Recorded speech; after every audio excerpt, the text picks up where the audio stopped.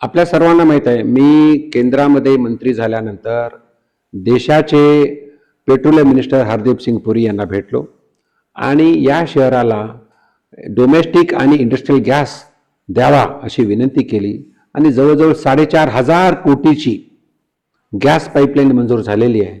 Industrial area, Waluj industrial area, Shendra industrial area यामध्ये पूर्ण पाईपलाईनिंग झालेली आहे. शहरामध्ये सुद्धा दोन झोनमध्ये हे काम पूर्ण झालेलं आहे आणि आता डोमेस्टिक म्हणजे घरगुती गॅस सिलेंडर लागणार नाहीये.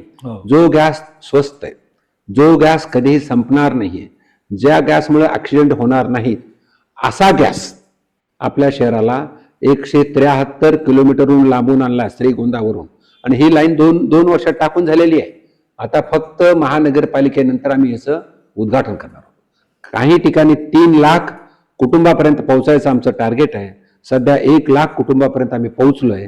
2 लाख कुटुंबाचं काम म्हणजे घरात गॅस जोडण्याचं काम चालू आहे आणि ते सुद्धा संपेल. आणि एक जसं मेट्रो सिटीमध्ये गॅस असतो, गॅस लाईन असते, तशी आपल्या शहरामध्ये आणण्याचं काम सुद्धा माझ्या हातून केंद्र सरकार आणि राज्य सरकारच्या माध्यमातून मदतीनं मार्गदर्शनाखाली झालेलं आहे.